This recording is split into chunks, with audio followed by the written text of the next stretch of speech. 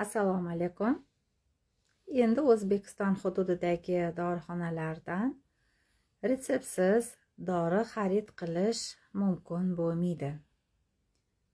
10 dekabrdan buyon har bitta dori vositasiga agar shifokor retseptsiz qabul qilish, sotib olish mumkin emas deb retsepturni preparat bo'lsa, ushbu dori vositasini shifokorga uchrab, retsept yozdirib, keyin dorixonadan xarid qilish to'g'ri keladi. Endi shamollab qolsangiz, issig'ingiz chiqib qolsa, o'zingizcha borib antibiotik yoki nemesil yoki qandaydir og'riq qoldiruvchi xarid qila olmaysiz. Hozir men ushbu yangilikni ham ijobiy, ham salbiy taraflarini sanab o'tmoqchiman.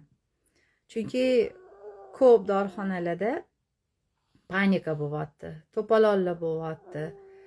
Odamlar, voy endi nima qilamiz? Endi bitta bosh og'riq tabletkaga ham agarda u retsepturni preparat bo'lsa, doktorga boramizmi, shunga ham o'chirib turamizmi yokida ba'zi bir kasalliklar bor, surunkali ichadigan, ya'ni umrini oxirigacha ichish kerak bo'lgan preparatlar bor. Yillab ichadigan preparatlari bor bemorlarni. Ular nima qilamiz? Masalan, men deyapti, bitta bemorim aytibdilar. Navoiy viloyatidanman. Toshkent shahriga borib, qaysidir klinikaga borib, to'lov qilganman.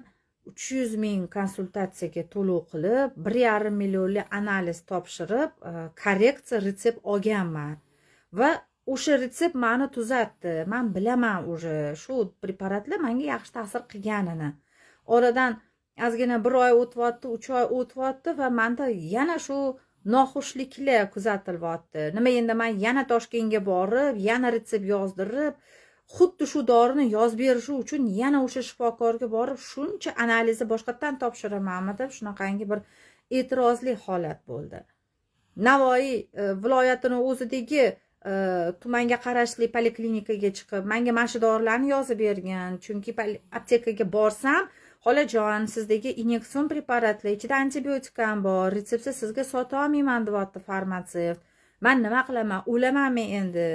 Yoki har oy borib Toshkent shahriga borib shunaqa qo'ydirib tashxis mana shu retseptni yozish uchun albatta har 2-3 oyda yoki har safar shunaqa jigarim yo o't qopim bezovta qilganida men analiz topshirib kelishim kerakmi deb jalba qildi. Nima qildilar? Bir taraflama olganda bemori gapida jon bor. U biladi o'sha nima uni tuzatishini. Ikkinchi taraflama olganda esa o'z boshimchalik bilan davolanishi, xalqimiz orasida o'z boshimchalik bilan gormonal preparatlarni, antibiotiklarni palapartishlik bilan qabul qilishga chek qo'yildi. Endi retseptda shifokorlar aynan mana shu firmani, aynan mana shuni iching deyolmaydi. Chunki retseptga lotin tilida tarkibidagi aktiv faol modda yoziladi. Aktiv faol modda va aptekaga borganingizda farmatsevt o'sha sostavini o'ziga qarab turib taqdim qiladi sizga preparatni. Va siz mablag'ingizga qarab tanlab olib ketaverasiz. Faqat sostav yoziladigan bo'ladi. Mana shu firmaniki deyolmaydigan qilib qo'yishdi. Bu umuman olganda sizlar tarafdan plyus.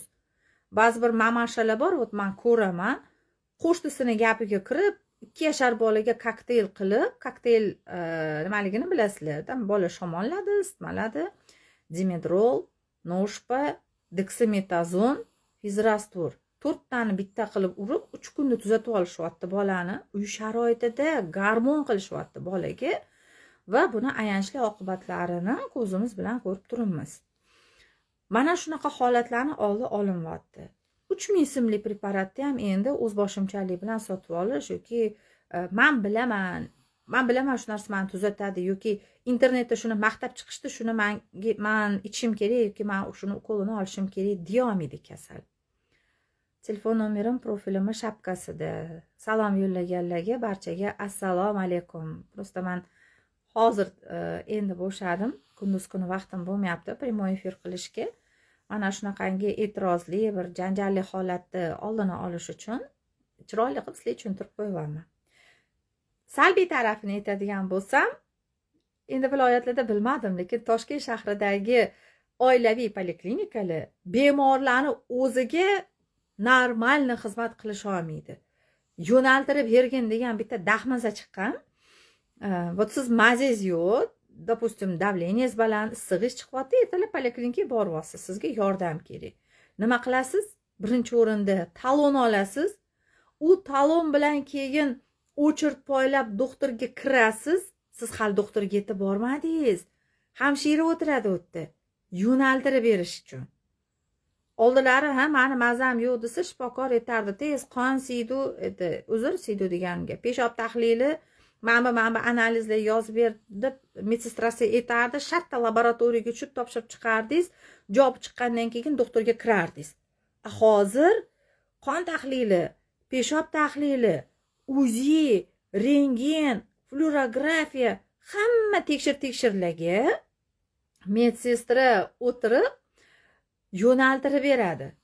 Yo'naltirib berayotganda tabiiy holki bizda yo kompyuter qotadi, yo programma ishlamaydi, yo medsestrani choy ichkisi kelib qoladi, yoki joyida bo'lmaydi. To'g'risida, yarim kuningiz yo'naltirib berish, o'chirib kutish, analiz topshirish bilan poliklinikani o'zida o'tib ketadi. Sizni davleningiz oshib keldingiz, bo'ldi, yarim kuningiz navbat kutish bilan o'tgandan keyin sizda уже qon bosimi pikka ko'tariladi, nervoz holatiga kelasiz, qorningiz och, asabingiz tamom bo'lgan va tahlil darajalaringiz ertalab kirib kelgan holatingiz bilan 4 soatdan keyin уже farqli bo'lib turibdi. Endi tasavvur qiling, boshingiz og'riyapti, sizga analgetik kerak yoki a'zoy badaningiz shaqillab tam og'riyapti, tam shamollagansiz, bilib turibsiz-da, ko'pchilik biladi. Nemesil ichib olsam yaxshi bo'lib olaman deyshadi. Aptekaga boryapsiz-da, aptekada Nemesil retsepturni dori, bor doktorga yozdirib kel retsept deyapti. Shifokorga borib retsept yozdiraman desangiz 40 ta o'chirib turadi.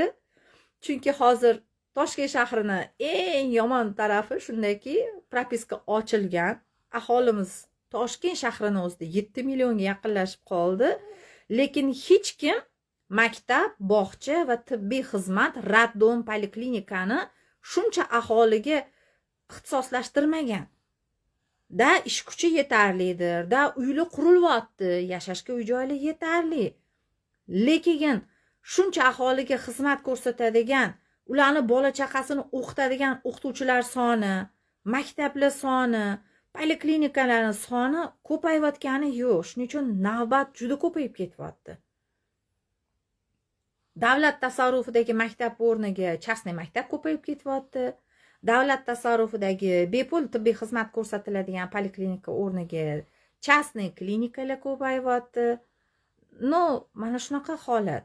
Raddomni gapirmasa ham bo'ladi. Уже men Instagramga to'g'ri kirgim ham kelmayapti. Platniy tug'ish nech pulga tushdi, akusherstvo ginekologiyada tug'ish nech pulga tushdi. Baraka topkurlar, ayollar tekinga tug'ish kerak o'zi umuman olganda. Lekin dardi tutgan ayol raddomga boryapti. Kushetkada joy yo'q. Koridorda ham joy yo'q. Palatani prosta orzu qilasiz, o'sha ham platniy bo'lib ketgan. Aytishadi, platniy palatalarimiz bor, besplatniysida joy yo'q deyshadi. Platniy palata nechta desangiz, отделениеda 12 ta palata bo'lsa, 8 tasi besplatniy, 4 tasini nimagadir platniy qilib qo'yishgan. Buyruq qani? Asos qani desangiz, unga yo'q. Xullas, retsept bo'yicha dori olinadigan bo'lgan holatni to'g'ri qabul qilishinglarni, bu narsa sizlarni foydanglarni o'ylab qilinganligini, betartib va o'zboshimchalik bilan preparatlarni non, tuz, suvda iste'mol qilinishini oldini olish maqsadida har qanday salbiy simptomal belgiga ham e'tiborli bo'lib, vaqtida shifokorga uchrash, vaqtida tibbiy ko'rikdan o'tish kerakligini nazarda tutib, shunaqa qilib qo'yishdi. Umuman olganda bu to'g'ri. Masalan, men aytishligim mumkin. Siz farmatsevtsizku, tam provizorsiz, высшеобразованный. Aptekalarni biznesi o'ladi-ku bunaqada. Ne siz unaqa xursand bo'lyapsiz deyishadi. Keyin chet ellik preparatlarni kirgizmaylar, o'zimiz ishlab chiqarilgan, o'zimizni dori-darmon yo'lga qo'yilsin degan shunaqa bir gaplar ham eshityapmiz. Chegaradan kelmayapti, kirmayapti chet ellik dorisi. O'zimizni dorilar ham yaxshi, sifatli degan taqim bo'lyapti. Gram qo'rqayotganim yo'q. Chunki menga chet ellikini ham, o'zimiznikini ham keragi yo'q. Men shu narsani to'g'ri va kerak deb hisoblayman. Agar odamlar dori-darmoni dostupniy, oson, puling bo'lsa hozir borib olib kelasan degan narsa bo'lmasa, kasal bo'lmaslikka harakat qiladi. Kasal bo'lgan taqdirda ham, masalan, shamollavyapti, sal burni achishyapti, sal dimoq qichyaptimi, erinmasdan tabiiy yo'lini uy sharoitida qilib kasallikni oldini oladi. Boshlang'ich simptomal belgisini o'zida kurashadi. Chunki biladi, kasal bo'lib qolsa, ertaga anti 40 kishilik o'chirt kutyapti. Poliklinikada ajotaj, частный klinikada qimmat har bitta tahlil. Shu narsadan odam o'zini esini yig'ib oladi-da, ki undan ko'ra kasal bo'lmay yashay qolaylik deb erinmasdan badan tarbiya qiladi. Vaqtida uxlab, vaqtida turadi. Menga o'xshab soat 10 da jonli efir qilmaydi. Sog'lig'ini o'ylaydi. Men tan olaman, dori ichaman. Uzog'i 1 oyda 2 marta. 1 oyda 1 marta ichib qolishi mumkin. Boshim juda ham qattiq og'risa, даже boshim og'riganda ham men bemalol uxla olayman va uxlab tursam boshim og'rig'i o'tib ketadi. Gimnastika qilsam ham boshim og'rig'i o'tib ketadi. Qachonki dori ichaman, qachonki leksiyam bo'lsa, men dars o'tishim kerak bo'lsa, qachonki prямой efirda men ko'rsatuv olib borishim kerak bo'lsa, ko'rsatuvlarim oldidan hayajonni oqibatida ozgina boshim og'risagina men dori ichishim mumkin. Hatto shamollasam ham 10 kunlab burnim oqib yursa ham ichmayman dori. Chunki usiz ham tuzalaman, bilaman. Immunitetni ham majbur qilaman kurashishga. Tam shamollash o'pkaga o'tib ketmaslikni chora-tadbirini qilaman, lekin majbur qilaman immunitetni kurashishga. Ha desama deb dorini tanaga berursiz, ertaga tanani kurashuvchanlik xususiyati pasayib qoladi. Kurashuvchanlik xususiyatini o'zimiz o'ldirib qo'yamiz. Mana shu kurashuvchanlik xususiyati immunitet deyiladi. Dori-darmonni hazil qilib bo'lmaydi. Просто bizda oxirgi payt чересчур ko'payib ketdi. Dorisiz yasholmaydigan bo'lib qoldi odamlar. Go'shtsiz yashash mumkin, ovqatsiz yashashi mumkin, lekin dorisiz yasholmaydigan bo'lib qolishdi. Qaytangi yaxshi bo'ldi deb hisoblayman shuni. 35 yoshdan keyin vitamin ichish mumkin emasmi deb ko'paytirib boradi. Assalomu alaykum. Oxirgacha o'ylamagan qaror bo'pti-da. Bu qarori o'ylab topayotganlar men ketaman. O'zi bir kun kasal bo'lmagan, o'zi bir kun ham shifokor bo'lmagan. Men shifokorlarni ham, hamshiralarni ham prekrasno tushunaman. Mana Banisani отделенияsiga borsangiz, hamshirada 12 ta jurnal. 12 ta jurnal. Mana bitta bemor yotibdi. Traheyasiga trubka qo'yilgan, g'arg'ara qilib apparatda yotibdi. Hamshira nima qilish kerak? Kun-tun o'shandan ko'zini uzmay qarash kerak. Bu bizning tushunchamiz va bu to'g'ri. Lekin real hayotda nima bo'ladi? Uni 12 ta jurnali bor. Har bitta ukolga ketgan shprits, har bitta shpritsi muolaja qilishdan oldin ketgan paxta bor-ku, shariki. Ana o'sha sharikini hisoblash bilan band hamshiralar. Necha gram spirt ketganini rasxodini yozish kerak jurnalga. Necha gram paxta ketganini rasxodini yozish kerak.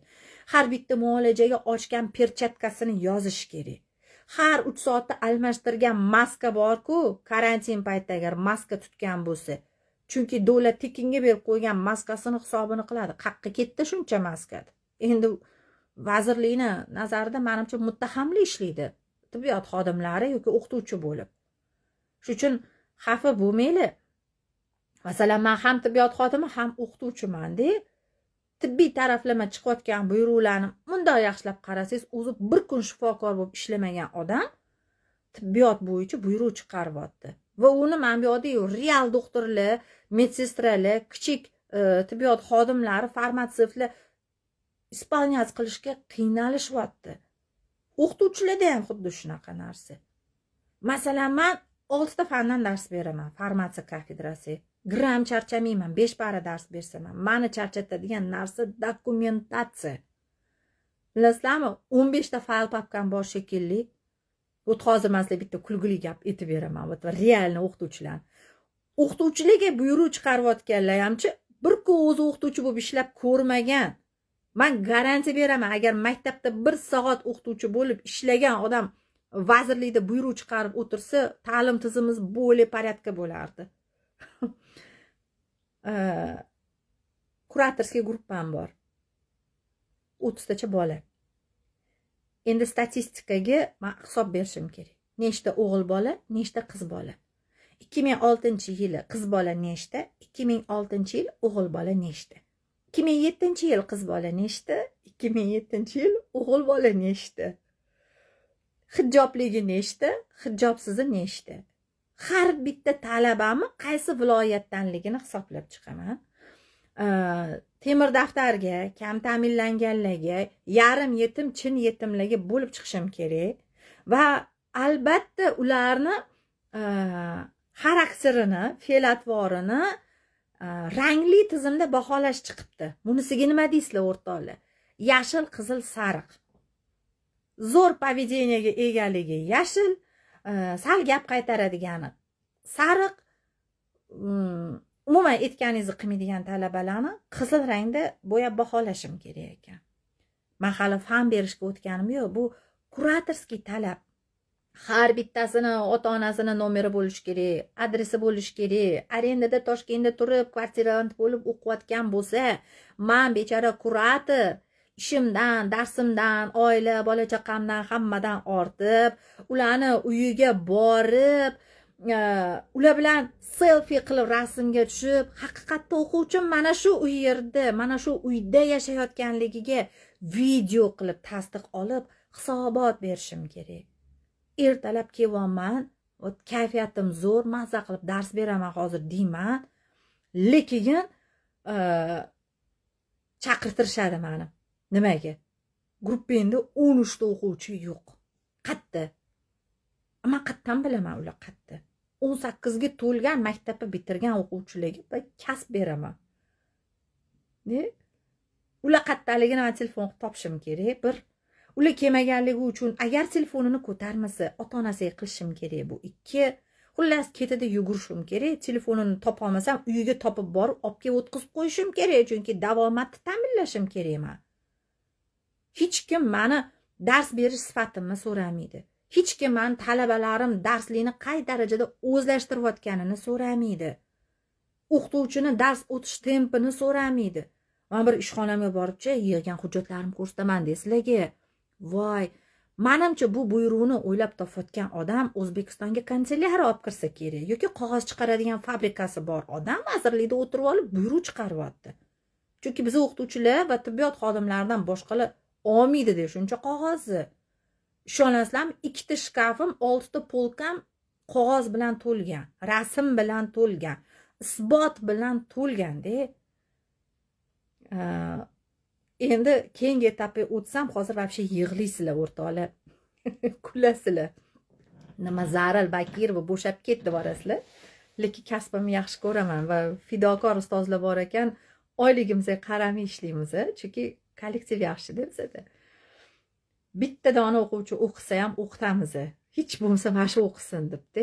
Qolgan 28 tasiga diplom kerak, bilim kerak emas.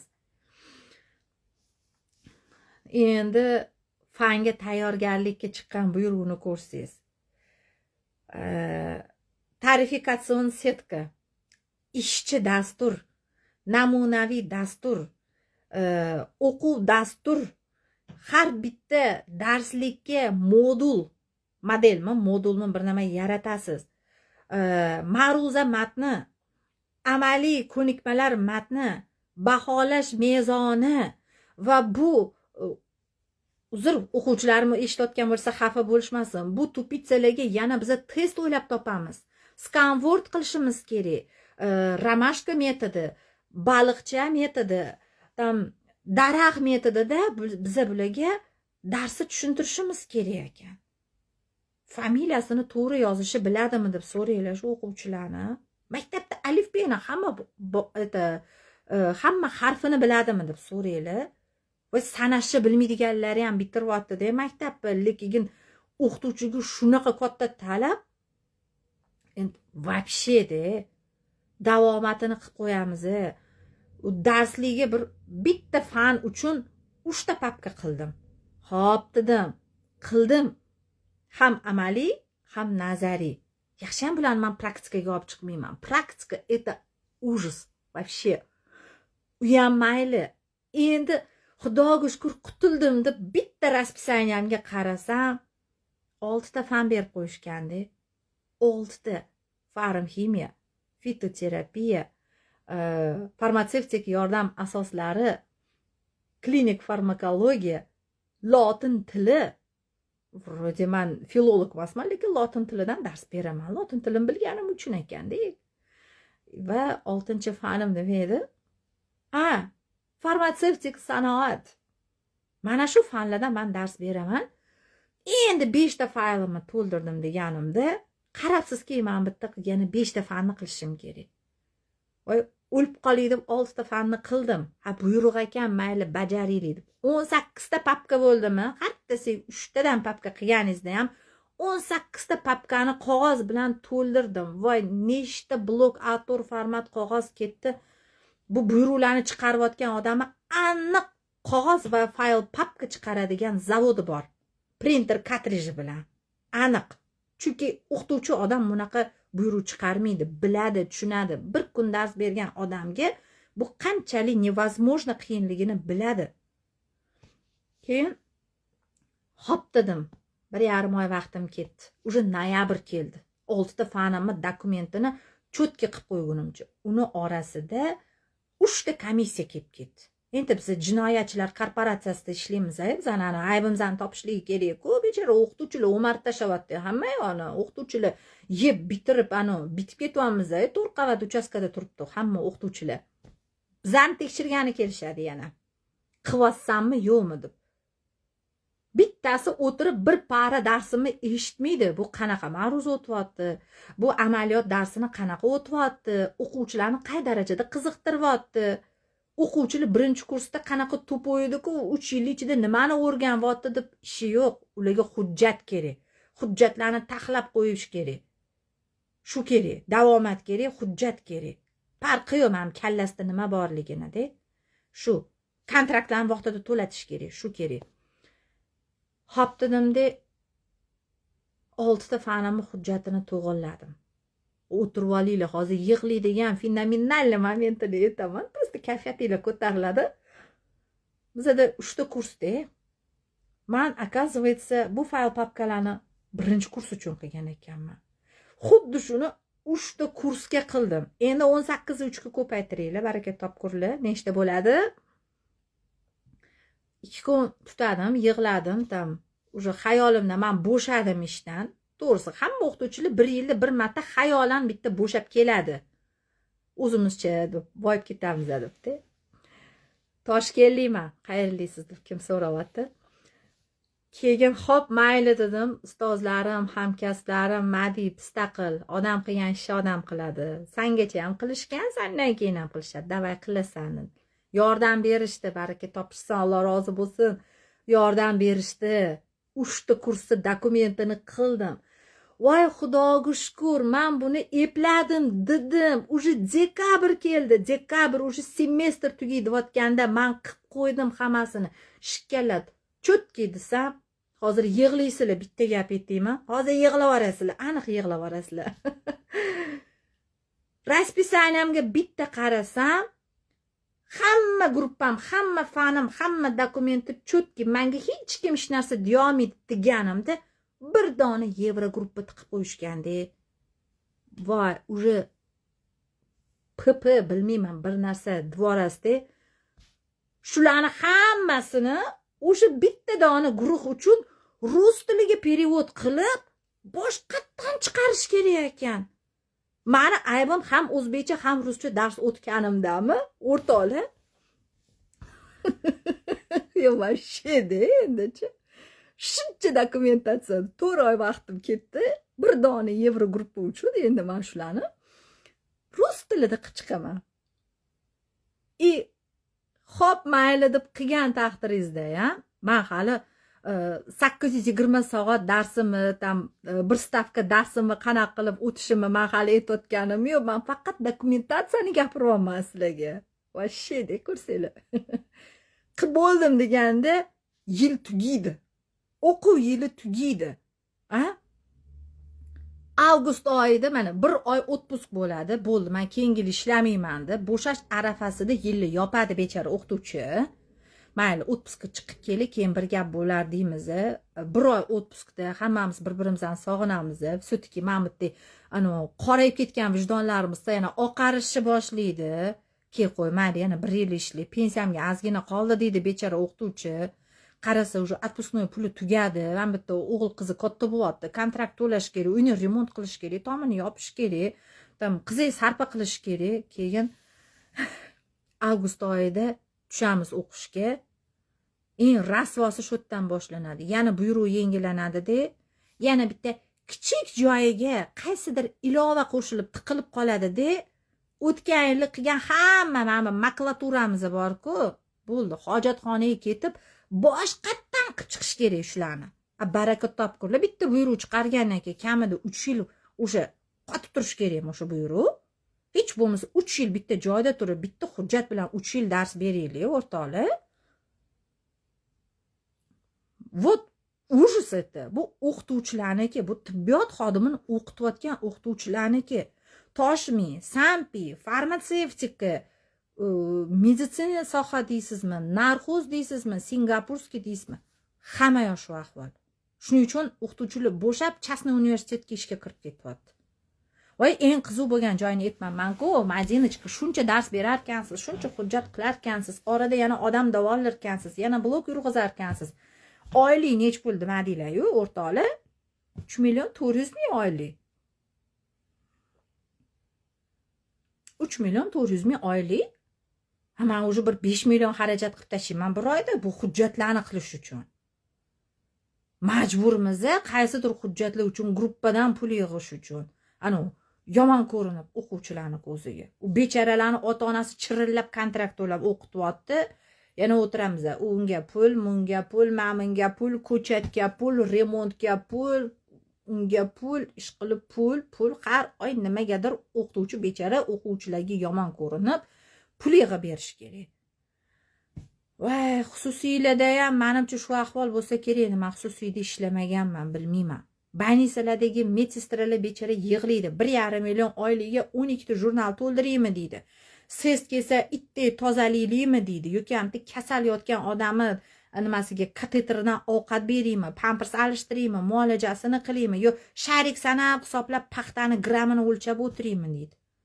100 gram paxtadan 200 ta sharik chiqar ekan. 100 gramdan 200 ta sharik. Proverka keladi. Prokuratura bosdi deyshadi, komissiya kelibdi deyshadi. Bittasi nechta o'lim holati bo'lyapti, nechta kasal keldi, nechta letal holat, nechtasi tuzalyapti, qanchasi qanaqa holatda, tibbiyot xodimi qanaqa tibbiy yordam ko'rsatyapti. Ishi yo'q. Ularga sharik sanash kerak. Ularga necha gram spirt ketyapti, nechta perchatka ishlatding, davlat tekinga berib qo'ygan dori-darmon shprit sistemalar qayerga ketyapti. Isbot talab qiladi, jurnal talab qiladi, sanashadi, hisoblashadi. Doktorlarga ham oson tutmayli. Uchirtinglar ko'payib ketib, bitta kasalga 40 minut konsultatsiya qilayotganmisa, hech ham nima qilmayli. Ular yo'naltirib berish bilan anketaga oldin kasallik tarixiga qo'lda yozilardi. Hozir ularni hammasini kompyuterga kirgizish bilan, hammasini onlayn dasturga kirgizish bilan, yozuv chuzuv bilan ovora. Kamiga yana poliklinikaga vyezd qilishadi telefon qilib. Men poliklinikaga bora olmayman, meni uyimga kelsin doktor deb. Sizni o'chirtingiz kelgan paytda doktor vyezdga chiqib ketadi. Bo'ldi. Vyezdga ketib, obedlanib, boshqa qilib, u kasalli skoriy bilan больницаga jo'natadimi, yordam beradimi, boshqa qiladimi, o'tiraverasiz poliklinikada. Shuning uchun o'rtoqlar, meni blogimga a'zo bo'linglar-da, kasal bo'lmasdan yashash sirlarini o'rganib olinglar. Shuning uchun o'rtoqlar, maktabda tarix o'qituvchi yo'q, geografiya o'qituvchi yo'q, maktabda dars bo'layotgani yo'q deb maktabni, davlatni, o'qituvchilarni ayblamasdan o'zingizni tuqqan bolangizga 2 soat ishingizdan voz kechasiz, 2 soat uyqungizdan voz kechasiz, mana bitta asablaringizdan voz kechasizda, birga bir o'tirib dars qilasiz. O'qitasiz kimyoni, o'qitasiz tarixni, o'qitasiz kerak bo'lsa o'sha geografiyani. Mani ota-onam meni o'qitishgan. Maktabimda 5 ta fandan o'qituvchi bo'lmagan. Ota-onam o'qituvchi bo'lishganligi uchun ham maktabda ayblab o'tirishsa bo'lardi. Dars bo'lmadi deb kelganimda ayblab o'tirishsa bo'lardi. Nimaga men bilaman tarixni? Kim o'rgatgan Birinchi jahon urushini, kelib chiqishi sabablari, qaysi davlatlar aro bo'lgan, qaysi chegarada bo'lgan, front nechinchi yildan nechinchi yilgacha qayerda bo'lgan, nima sababdan nemislar 2 marotabalab yutqizganini sababini maktab o'rgatmagan menga. Ota-onam o'rgatishgan. Biologiya darsimni har bitta mavzuyimiz savol javobini boshimga urib o'qitgan onam bo'ladilar. Rus tilini, ona tilini, ximiya, biologiyani o'rgatgan onam, fizikadan buvim Chercheniya bilan, chunki buvim arxitektor bo'lganlar, hozir pensiyadalar. Chercheniya bilan fizikadan yaxshi o'qituvchi bo'lmagan maktabda. Qizim dub bo'lib qolmasin-da, shu qari buvim qarili gashti bilan ham naslajdatsiya qilishi o'rniga, sevimli seriallarini ko'rishi o'rniga, mazza qilib xurrak otib uxlashi o'rniga men bilan birga dars qilganlar babushka. Va men ularga rahmat aytaman. Yaxshi ham shunaqa qilishgan ekan. Hozirgilar ko'pchiligi bilmaydi. Bilishmaydi kim Lenin, Stalin kim, Brejnev kim, Gorbachov kim, Xrushchev kim, Rashidov kim, Karimov o'qib bilishadi, lekin hozirgilarimda tarixi bilasanmi desa, Amir Temur davridan keyin birdaniga mustaqillik bo'lib qolganmiz. Uning orasidagi 5 ta asrda nima bo'lgan O'rta Osiyoda bilishmaydi. Bilishmaydi. Va bunga aybdor o'qituvchilar emas. Bunga aybdor ota-onalar. O'qituvchi bo'lib ishlashga qo'ymayotganlar, mana shunaqa buyruqni chiqarayotganlar. Tasavvur qiling, bor o'qituvchilar dars bergisi keladi. Bor. Ximfakni, biofakni bitirganlar bor. Men hozir sana bergan jinniliklarga bittasi 3 million oylikka chidab ishlamaydi. Это maktabda. Это частныйga boradi. Nima? Abituriyentlar maktabiga boryapti. 8 million oylikka abituriyent o'qityapti. Voy, uyida 4 ta repetitorlar qilyapti. Rostdan hamda menga ham hozir 6 ta fandan hamda 50 ta papka fayl taxlab, 30 ta tiranchani davomatini ushab, har kuni benzin sarflab borib, kelib, obed puli, yana har hafta majlis, shunaqa jonga tegib ketdi shu majlis degani. To'liq foyda bo'lsa ekan bu majlisdan-da. Shunaqa jonim tegib ketdi, ximiya, biologiyani nafsi 100 bilaman-da, yaxshi ko'raman. Blok urganman institutga kirganda. 36 tadan 34 tadan yechganman ximiya, biologiyani. Ona tili adabiyot slabiyroq 26 ta yechganman. 36 ta savoldan 34 ta yechaman. 4 ta abituriyentcha uyimda o'qitibamcha normalniy pul topsam bo'ladi o'rtoqlar. Normalniy pul topsam bo'ladi. Lekin ozgina kollektiv kerak, ustozlarim bilan ishlaganim yaxshi, meni ilmiy ishim uchun, bitta dori yaratishim uchun, kitob yozishim uchun menga o'qituvchi bo'lib ishlash kerak, o'sha yerda hujjati kerak, stajim yursin, jamiyatdan uzilib qolmay, pulli ketidan quvib nafsim hakkalab ketmasin deb ota-onamni qilgan ishini qilib, men ham dars berib yuribman. O'rgatay mana shu ilmimni. Go'rimga yoqlab ketamanmi? Meni bitta o'zimni ilmim, kuchim, tajribam butun O'zbekistonga yetmaydi. Toshkent shahriga ham yetmaydi. Men bittaman. Bir kunda uzog'i 6 yo 7 ta odamga qara olayman, konsultatsiya qilib. Soatlab gaplashaman kerak bo'lsa kasallar bilan-da. Dorsini tayyorlashga vaqtim ketadi. Undan ko'ra o'zimdagi mutaxassisni bir yilda bir dona bo'lsa ham o'qitay. Gruppa o'qimasa ham bittasi bo'lsa ham oladi. Axir bir kun shu meni davomchim bo'ladi deb o'qitaman-da. Shu ishlayotganim, o'shab turgan narsa. Pul uchun men boshqa ish qilaman. Pul uchun ko'p ish qilaman, lekin o'qituvchilik kasbini tanlagan odam pul uchun o'qituvchilik qilmaydi. Kasbini sevgani uchun yoki boshqa ishga prosta imkoni bo'lmaganligi uchun o'qituvchilik qilishi mumkin o'rtoqlar. Shuning uchun tibbiyot xodimlarini ham ayblamaylar. O'qituvchilarni ham ayblamaylar. Ta'lim sohasiga, tibbiyot sohasiga buyruq chiqarayotganlar bir kun ham o'zi doktor bo'lmagan, bir kun ham o'zi o'qituvchi bo'lmagan. Nimaga oldingi o'qituvchilar zo'r bo'lgan? Nimaga oldingi talabalar yaxshi bo'lgan deyshadi? U paytda o'qituvchilarni 3 dona hujjati bo'lgan. O'qituvchiga 3 ta hujjat yetarli. Jurnal, dars o'tishga plan, kundalik bo'ldi. Bo'ldi, mana shu 3 ta dona narsa yetadi. Jurnal, plan, kundalik. Kundalik bu ota-ona bilan o'qituvchi o'rtasidagi kontaktni dokument edi. Hozir shu ham onlayn bo'lib ketdi. Biz o'sha kundaligimizni 4-5 baholarga to'ldirishlarga, ota-onamizga faxrlanib, mag'rurlanib olib borishga, o'qituvchimiz kundaliklarni tekshirganda qizil ruchkada namunali deb unda qilib qo'yib, mana shunaqa bir rag'bat qilishiga oshiq bo'lib baho olish uchun ham o'qiganmiz-da. O'quvchi boshida baho uchun o'qiydi, rahmat uchun o'qiydi, faxriy yorliq uchun o'qiydi. Nimaga o'qiydi? U o'quvchiga hali beri pul berilmasa, stipendiya berilmasa, davlat mukofoti berilmasa, mana shu baho uchun o'qiydi-da.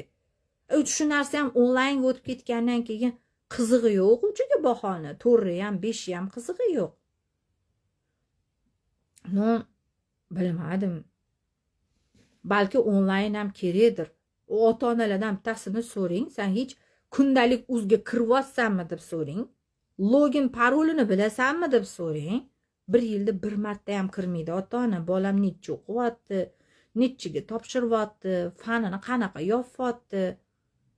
Men onamdan shunaqa minnatdorman. Mana men 2 ta o'g'lim maktabda o'qigan paytda hozir ham даже onamlar Madinani vaqti yo'q, lekin men buviman, men topaman navaramga vaqt deb kunni istalgan vaqtida istalgan faniga primoy kirib boradilar maktabga. Shundoq to'g'ri kirib boradi. Hamma ko'rsa onamni bezillaydi-da. Kirib shartta kiradilar, o'tiradilar, eshitadilar, qanaqa dars bo'lyapti. Meni navaram o'zini qanaqa vesti qilyapti, поведениясini ko'radilar. O'tiribdimi darsda navaram deb, 6-soat, 7-soatga boradilar.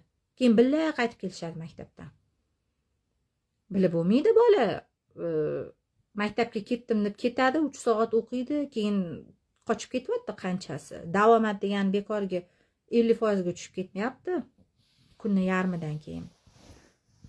Ota-onalarga bog'liq. Boringlar maktabiga. Bolanglarga yetmasdan boringlar. O'qituvchilar bilan suhbat qilinglar. Bolamni tarbiyasi qanaqa, o'zini tutishi qanaqa, o'zlashtirishi qanaqa, поведенияsi qanaqa. Bolangiz o'zi yaxshi, sinfi bo'lmag'ursa, o'tkazinglar normalniy sinfga. O'qisin normalniy bolalar bilan. Meni onam o'zini vaqtida 5-sinfdan boshqa maktabga period qilganlar, chunki men o'qiyotgan maktabni yuqori sinfida normalniy o'qituvchi yo'q edi. Boshlang'ichda zo'r odamda o'qiganman. Qosimova Noila Hakimovnadan. Alloh rozi bo'lsin. Hali ham o'qituvchilar. Hozir o'sha bizani bolalarni ham o'qitib tashlaganlar ular. Noilapadan keyin yuqori sinfda o'qishimni onam istamaganlar. Nimaga? Chunki 4-5 ta fanni o'qituvchisi bo'lmagan. Meni onam 4-sinfda o'qiyotgan qizi uchun 5-sinfdan yuqorida qanaqa o'quv ta'limi, o'qituvchilar qanaqa, o'qituvchilarning sifati, bilim darajasi qanaqa deb qiziqqan ayol bo'lgan. O'zlari o'sha maktabda rus tilidan dars berganlar. Shuning uchun ham meni boshqa maktabga perevod qilib yuborganlar. Meni bolam bu maktabda o'qimaydi deb. Yaxshi maktabga o'tkazdilar, o'tdi, men yana ham sifatli bilim oldim. Hech qachon o'qituvchini ayblamaganlar. Men kasal bo'lsam hech qachon tibbiyot xodimini ayblamaganlar. Dori ichib tuzalmasam, meni onam hech qachon dori-darmonni shifokori ayblamaganlar. Bilasizlarmi, 12 yilda men singilli bo'lganman. 3 kun yashab nobud bo'lgan. Men shu holatda shifokorlarni ayblayman-da, baribir loqayd bo'lishgan. Ularga faqat pul kerak edi. Bir xonali kvartirani puli ketgan shu bola yashash uchun-da. Vроде normalni tug'ilganida taqdir ekan, yashamadi o'sha bola, turmadi, bo'lmadi. O'sha shifokorlarga achchiq qilib ham men dori-darmonni tanlaganman. Men shunaqa dori yarataman, odamlar o'lmaydi. Men shunaqa eliksirlar qilaman, odamlar kasal bo'lmaydi, odamlarning umri uzoq bo'ladigan, kasal bo'lmay yashadigan, chaqaloqlar ichsa bittada tuzalib ketadigan dori yarataman degan shunaqa missiyada o'qiganman va men hozirgi kunga kelib sizlarga aytaman, bunaqa dori yaratishi iloji yo'q ekan, iloji yo'q. Chunki odamni o'ziga bog'liq. Agarda chaqaloqchani dunyoga keltirgan ona befarosat bo'lsa, ishoninglar, dunyoni professori ham u bolani tuzatib bera olmaydi. Eng zo'r eliksir, amerikanskiy preparatli, nemis tayinlagan dorini bolangiz olsa ham, lekin agar ayolingiz qovun bo'lsa, bolangiz bir oydan keyin yana kasal bo'laveradi. Eshik deraza ochiq bo'lgan skvoznyakda bolangiz qulog'i shapkasiz yotib, emeklab, dumalab yotib uxlab qolsa, onasini ishi bo'lmay telefon kovlab o'tirsa, qulog'i og'riyveradi. Uxotga bog'liqligini men shuni anglab yetdim, o'rtoqlar. Shuning uchun dorixonada retseptsiz dori ololmay panikaga tushmanglar, vahima qilmanglar. Kasal bo'lishingiz ham, tuzalishingiz hammasi siz va Allohning qo'lida. Alloh istasa tuzalasiz, bitta vazelin sursangiz ham tuzalasiz. U istasa bismillah aytib, Ixlos surasi, Fotiha surasidan bilgan suralar bilan dam solib bir stakan suv iching, tuzalasiz. Shak qilib keling, sport bilan shug'ullaning, ibodatingiz vaqtida qiling, kamtar ovqatlaning, sodda ovqatlaning, tuzsiz, shakarsiz, ozgina bemaza ovqatlaning, tuzalib ketasiz va shu kasal bo'lmaysiz. Ota-bobongiz qilgan ishni qiling, kasal bo'lmaysiz. Apteka o'chirt bo'ladimi? Retseptsizdan perchatkaga ham retsept demaydimi? Menga desa, meni ishim tushmaydi aptekaga. Hozirgi kunda aptekali ishim yo'q, sog'lomman, bolalarim sop-sog'. Nima g'amim bor? Nima g'amim bor? Meni g'amim bitta, mana shu buyruqni chiqarayotganlar, iltimos. Shu buyruqni kim va qaysi yo'nalish, qanday mutaxassislikka bo'lsa ham chiqarayotgan bo'lsanglar, bir kun o'shani o'rnida ishlab ko'ringlar, iltimos. Bir kungina ishlanglar, keyin buyruq chiqaringlar. Ezvor deylar o'sha men bitta. Odamcha halol ishlashga qo'ymayapsizlar. Sizlarni buyruqlaringlarni исполнять qilish, berayotgan oyliginglarni 2 baravariga to'g'ri kelyapti. Buyruqni bajarish biza ko'rayotgan oylik maoshimizdan qimmatga tushib ketyapti. Pashol devoryapti. Uyda o'tirishimiz arzonroqqa tushyapti-da, bizanichi. Bunaqa qilish kerak emas.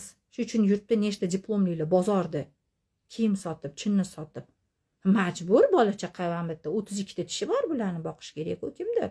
3 million oylik bilan ertadan kechgacha bu yerda qog'ozbozlik qilib bo'lmaydi-da, spektaklda bu. Xo'p, yetarlicha gaplashib oldik. Kimning nima savoli bor o'rtoqlar? Savollaringiz bo'lsa beringlar. Bugun vaqtim bor ekan, savol javob qilib olaman. Hozir yana bitta yozibdilar. Vitamin nimaga 35 yoshdan keyin mumkin emas? Vitamin agar noo'rin bo'lsa, 3 yoshda ham mumkin emas. B kompleks vitamin aynan o'sha rakoviy kletkalarni uyg'otib yuborishi, papilloma ko'paytirishi, teringizda xol ko'paytirishi va erta qarishlikka olib kelishi mumkin degan xulosa bor, lekin bu ilmiy tasdiqqa ega emas. Agar sizni tanangizga qaysidir vitamin rostdan ham yetishmayotgan bo'lsa, agarda shifokor nimadir tavsiya qilayotgan bo'lsa, bemalol qo'rqmasdan qabul qilishingiz mumkin. Lekin men maslahat beraman, vitaminni tayyorini olib ichgandan ko'ra oziq-ovqat mahsulotlari orqali tanaga kiritish ma'qul. Kimlarga vitamin tabletka yoki inyeksiya ko'rinishda qilinadi? Taomlanishi cheklangan bemorlar bo'ladi. Oshqozon ichi yara kasalliklari bo'lgan bemorlar bo'ladi. Vitaminga boy bo'lgan sho'rvalarni, bulyonlarni, salatlarni yeyish qobiliyatiga ega bo'lmagan bemorlar bo'ladi. Oylab komada yotgan bemorlar bo'ladi. Miyadagi og'ir jarrohlik operatsiyasini o'tkazib yutinish qobiliyatiga ega bo'lmagan bemorlar bo'ladi. Ana ularga biz kichkinagina ko'rinishli tabletkalarni, inyektsion preparatlar orqali tanaga kiritib turamiz. Tanaga vitaminni kirib tursin, oziqa mahsulot kirib tursin deb. Onkologik kasal bo'lgan bemorlarga beramiz vitaminlarni. Kimiyalar olib tinkas qurib, shalpayib, choch to'kirib, bir holat bo'lib, bir piyoladan ortiq taom yeyolmaydigan bemorlarga vitaminni dorixonadan sotib olib beramiz. Oshqozonni hazm qilishga hali yaroqsiz bo'lgan. Lekin siz hozir sog'lomsiz, ovqat yeyolasiz, ishga borib kelyapsiz yoki bolangiz o'ynab kulib yuribdi. Bunga nima vitamin beray deb shoshmang-da. O'sha kerak bo'lgan vitaminini doktordan so'rang. tirnog'i sinsa, tirnog'ini tishlasa, soch to'kilsa, tishlari yaxshi o'smasa, bola o'sishdan quvvatgan bo'lsa, bu qaysi vitamin yetishmasligi oqibatdaligini so'rab oling, bilib olingda. Ana o'sha vitaminni saqlagan oziqa mahsulotlarini ovqatlanish ratsioniga kirgizing. Mana bu tanani ishlating. O'zingizga o'xshab dangasa qilib qo'ymang tanani. Siz yegan ichganingizdan sintez qiladi bu tana. Tayyorni berursiz, ertaga tana keyin o'rgan bo'ladi. Men ishlab nima qilaman? Tayyor vitamin bor ekan-ku. Men hazm qilib nima qilaman? Tayyor vitamin bor ekan-ku. Ishlamayman, bersin tayyorini deydi-da, ishlamay qo'yadi tana. Shuning uchun darrov unaqa vitamin beraman demaylar. Yo'q, menda vitamin yo'q, vitamin sotmayman. Birorta batni sotmayman. Sponsorlik ham qilmayman, hamkorlikda ham ishlamayman, reklamaga ham ishlamayman. O'zbekistondagi yagona farm bloger men bo'lsam kerak. Juda ko'p dori-darmonni reklamasi bilan taklif qilib chiqishadi. Millioner bo'lib ketardim agar qabul qilganimda. Lekin dori-darmonni reklamasi agar qonunga qaraydigan bo'lsangiz mumkin emas. Faqatgina narujniy va og'riq qoldiruvchilar, gigiyenik vositalar mumkin reklama qilish. Dori-darmon reklama qilmaslik kerak. Ayniqsa internet tarmog'i orqali. Bu qonunga zid, mumkin emas. Internetda reklamalar qilinayotgan dorilarni ham men tavsiya qilmayman. 18 yosh o'g'lim gijjasi bor, uyquda tishini g'itirlatadi. Dastarbosh ichirdim, ta'sir qilmadi. Yana nima qilsam bo'ladi? Telegram kanalimga a'zo bo'lib olasiz. Dastarboshdan tashqari yana 3 ta moshni tavsiya berganman, tabiiy. O'sha ko'rsatuvimni ko'ring. Kompleksni qilsangiz yaxshi ta'sir qiladi. Agar o'shanda ham ta'sir qilmasa, o'sha levomezol sostavli dorisini berishingiz kerak. Masalan, dekaris, lekin u jigarga ziyon. Agar bolangiz saru kasal bo'lgan bo'lsa, jigarida yetishmovchilik bo'lsa, muammosi bo'lsa, dekaris mumkin emas. Iltimos sizlardan gijja dori berishga hech ham shoshmanglar. Gijja dori antiglistovoy preparatlar bor-ku, aynan gijjani o'ldiradigan dorilar jigarni normalni barajat qiladi. Juda ham og'ir, uni tanadagi metabolizmi va tanadan chiqib ketish dinamikasi og'ir preparatlar. Arzon, odamlar 4 yashar bolasiga ham gijja dori beradi, lekin bu dori men tavsiya qilmayman.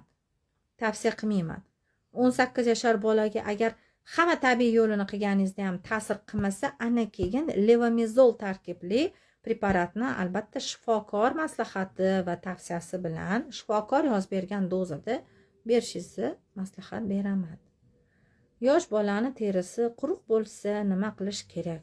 Bola necha yoshda? Bola ismaloq, mavrak, shpenat, siyohrang piyoz, qizil sabzi, qizil karam, oq karam iste'mol qila oladigan yoshdami? Endi men uchun masalan 10 yashar bola ham yosh bola, 2 yosh ham yosh bola. Yoshi bilan murojaat qiling va terisini quruqlik holatini men ko'rsam, yana ham aniqroq tavsiya berardim. Xo'p, assalomu alaykum. Sistitga maslahat bering. Go'zalim, sistitga reelslarim orasida shikarniy maslahatim bor. Qanaqa damlamay ichishi ham va davolovchi pampersni ham ko'rsatib berganman. Sal pastroqqa tushsangiz turibdi. Inpachi diabetiklarga to'g'ri keladimi? To'g'ri keladi. Men davolaydigan hamma diabetiklarga men inpachi yozaman. 4 xil 100% o'tdan tayyorlangan tabiiy bad hisoblanadi inpachi. Dorixonada sotishga ruxsat olgan bad hisoblanadi. Kamqonlikka bugun yengil reels joyladim, azizam, albatta o'shani bajaring. 8 yoshga siz aytgan kalsiyni bersa bo'ladimi? Albatta bersa bo'ladi, faqat kalsiy miqdori normadan past bo'lsagina bering. Kalsiy normada bo'ladigan bo'lsa, sut mahsulotlari, tvorog, baliq mahsulotlari, tuxum mahsulotlarini bersangiz ham normada ushlab turasiz. Kalsiy faqat yetishmagandagina bering.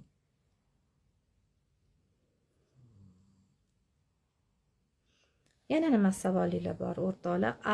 Albatta, menda bitta zo'r rezultat bor. To'g'risi tuzatishga ko'zim yetmaganida demodikozning 4-darajasi.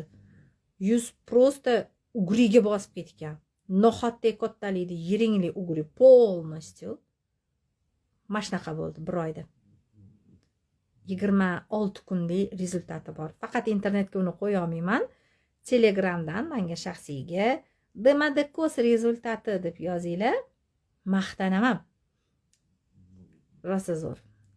Telegram nomerim profilim shapkasida yozib qoldirilgan. 50 kodi 090 0990. Ozgina achichu nomerim bor. Bolaga qon ko'paytirishga tavsiyalarim. Bugungi reelsimda joylangan go'zalim. Bitta podpisatsiya degan tugmachani bosasizda, oxirgi joylangan postimni ko'ring. Shu oxirgi joylangan postimni kommentiga kiring. 2 yashar bolaga qo'shimcha qon ko'paytirishga va ichini mikroflorasini yaxshilashga qanaqa sho'rva tayyorlash kerakligini ham aytib o'tganman. Oyoqda gribok bor, nima qilsa bo'ladi? Bundan 8 oy oldingi joylangan reelsim gribok. Telegram kanalimga kirsangiz 1 hafta oldin повторni joyladim. Tanaga chiqadigan mayda qizil xolga o'xshagan narsaga nima qilsa bo'ladi? Azizam, bu narsaga qilmagan narsam qolmadi. Foydasini ko'rmadim. Internetda birorta retseptga ishonmang, bu jigardan. O'g'lim juda ozg'in, ishtahasi yo'q. Nima dori tavsiya qilasiz? Vot aholini eng katta xatosi. Nima dori tavsiya qilasiz? Nimaga dori deyapsiz? Nima ovqat bersam bo'ladi? Nima sharbat bersam bo'ladi? Nima damlama ichirsam bo'ladi? Emasda, nima dori tavsiya qilasiz? Dorini keragi yo'q, ozg'in bo'lsa, ishtahasi kam bo'lsa. Bolani qabziyat qiynaydigan bo'lsa, ichagini mikroflorasini yaxshilash kerak. Jigaridan bo'ladi. Keyin astritsa, lambliozda ham ozib ketadi bola, ozg'in bo'ladi, ishtahasiz bo'ladi. Uchinchisi, bola stressda emasmi? Sevgilisi tashlab ketgan bo'lsa, yaxshi ko'rgan qizi yomon atvet qilgan bo'lsa yoki tengdosh tengqurlarini o'rtasida gap so'z bo'lib, bo'licha bo'lib chetlanib, bola depressivniy состоянияda bo'lsa ham ozib ketadi, ishtahasiz bo'ladi. Bolangizni qaysi biri qiynayapti? Mana shuni aytsangiz, men aytaman, mana choy bering, mana giyoh ichiring, mana bunaqa sho'rva qilib bering, ishtahani ochadi, zo'r bo'ladi deb. Oq dog'larga hech narsa tavsiya bera olmayman. 400 dan ortiq retseptim bor. 2000 ga yaqin odamga yozib berganman. 30% ga yaxshi ta'sir qilgan. Shuning uchun oq dog'ga men ishlamayman. Oq dog'larga to'g'risi men aralashmayman. Men tavsiya qiladigan, men buni tuzata olaman deyapman. 90% holatda yaxshi rezultat bo'lsa, qo'rqmay qo'laveraman. Masalan, umurtqa grijasi fakt kichrayadi do после MRTda. Qandli diabet 6-7 ta единицаga fakt pasayadi, dori ukolsiz, insulinsiz. Chunki giyohlarni kombinatsiyasini qilib beraman, tuzaladi. Psoriazga fakt 95% tuzalayotganlar juda ko'p. Buni ba'zilarida qaytalanadi, u bemorning asabiyligi, stress holatiga va albatta nafsiga bog'liq. Shuning uchun qo'rqmayman. Oq dog'ga qo'rqaman. 10 ta kasaldan 3 tasi tuzalyapti, 7 tasi ta'sir ham qilayotgani yo'q. Shuning uchun даже retsept ham joylamayman. Chunki uni bemor ishonch hosil qiladi. Menga pul to'laydi, vaqti ketadi. Aytganimni qiladi haftalab, oylab. Rezultati bo'lmay qolsa, ertaga qarg'aydi-ku meni keyin xafa bo'ladi. Endi bolangiz ishtahasiz va ozg'in bo'lsa, 4 yoshdan oshdi. Endi bolangizni yoshini yozmagansiz deyman, hamma sababini aytib o'tdim. 4 yoshli bola ichida ko'proq gijja bo'ladi. Bolangiz saru kasal bo'lmaganmi? 1 yil ichida 4 va undan ortiq antibiotiklar olmagan bo'lsa, demak, jigari sog'lom bo'ladi. Har kuni ichi keladimi? Mana shuni e'tiboring. Siz menga shaxsiyga murojaat qiling. 3000 so'mlik giyoh bilan ham tuzatib qo'ya olaman. Lekin bemori dinamikasini mana shu savol beraveraman. Tishi g'ichirlasa, sochi to'kilmaydimi? Rang ro'yi qanaqa? Tili taram-taram yorilmaganmi? Xotirasi qanaqa? Eslab qolish qobiliyati qanaqa? Bolangizni she'r yodlashi qanaqa? Asabiy emasmi? Kechasi soat nechida uxlaydi? Ertalab turganda hojatga o'z xohishi bilan boradimi yoki kuchanib keladimi? Aynan nima ovqatda yaxshi yemaydi? Ba'zi bir mamashalarim bor. Hamma tavsiyamni qilganda ham bolam ovqat yemaydi degan, keyin men aytganman, menga bir kunlik taomnomani, ertalabki kashasini, obedga o'sha obedini va kechqurungi ujinini 3 talik konteynerga solib olib kelasan deganman. to'g'risini aytsam o'zim ham yomaganman olib kelgan ovqatini. Xafa bo'lmagin, просто sen ovqat qilishni bilmaysan deganman. Ovqat yemaydigan bola bo'lmaydi, lekin ovqat pishirishni bilmaydigan ona bo'ladi. Sababi ko'p-da, asalim. Bolangizni kasallik tarixini so'nggi 1 yilligini tashlang menga. 1 yil ichida nima dorilar ichgan u, nima kasal bo'lgan, bitta o'qib chiqing kasallik tarixini. Shunga qarab ayta olaman. Mayli azizlar, sog' bo'linglar. Ancha kech bo'lib qoldi. Ajoyib suhbat bo'ldi sizlar bilan. Mabodo ichinglarda tam Minzdravda yoki ta'lim vazirligida ishlaydiganlar bo'lsa, iltimos, gaplarim ko'nglingizga tegib qolmasin. Men fakti bilan gapirdim. O'ylaymanki, ushbu efirim ozgina bo'lsa ham tegishli joyga yetib boradi va o'zgartirishlar, qonunlar, qarorlar chiqilayotganda mana shu e'tirozlarimiz hisobga olinadi degan umiddaman. Ko'k sartrosda lecheniya qilaman. Sog' bo'linglar.